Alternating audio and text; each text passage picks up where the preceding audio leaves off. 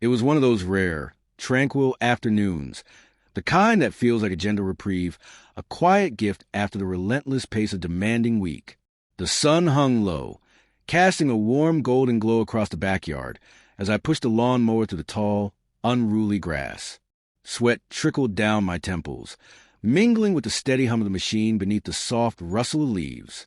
My earbuds nestled comfortably, a podcast whispering in my ears to keep my mind occupied. Emily had told me she was heading to her sister's place for the weekend, helping out with a renovation project. I took her at her word, as I always had. Nearly a decade of marriage had woven a tapestry of routine and trust. Not perfect, certainly, but stable, or so I believed. There were subtle signs, of course.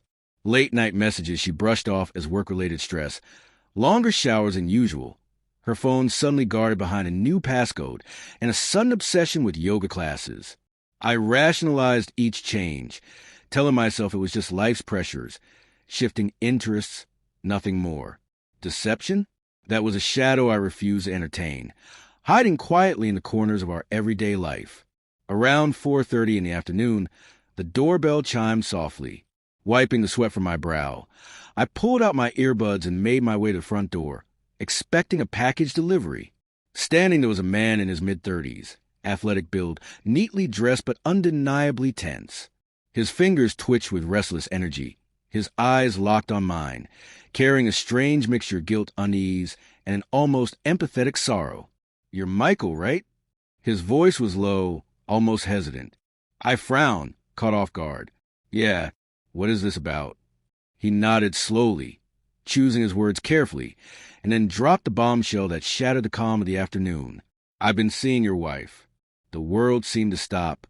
My mind scrambled, unable to catch up with the weight of his confession. "What did you say?" I asked, disbelief thick in my voice. "I didn't know she was married," he admitted, voice trembling. "She told me she was divorced, living alone. I only found out the truth a few days ago."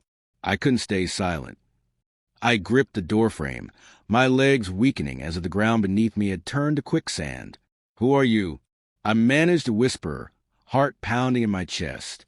"Ethan," he said quietly, eyes dropping to pavement. The name struck a chord. Emily had mentioned Ethan once or twice. A new colleague, she said, someone managing a local coffee shop. My stomach twisted in knots. "How long?" I barely breathed the question. "Almost a year," he answered softly. "A year." My wife had been living a double life for nearly 12 months, weaving a secret world I had either failed to see or chosen to ignore.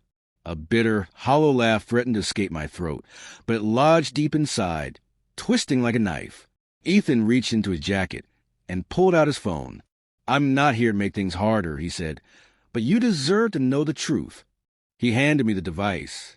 Scrolling through the photos, my heart sank deeper with each image. Emily smiling warmly in his arms at a dimly lit restaurant. Emily walking along a boardwalk with the ocean stretching endlessly behind her. Emily seated in a shadowy hotel suite. One photo was time-stamped on a night she claimed to be caught up in a work conference. I remembered waiting up, the hours slipping past midnight, her hair damp, carrying the faint scent of a soap unfamiliar to me. When she finally slid quietly into bed beside me, I had no inkling of the betrayal wrapped in those late hours. My hands trembled as I returned the phone. Words failed me, not from fury, not yet, but from the slow, suffocating weight of a trust shattered, a love betrayed.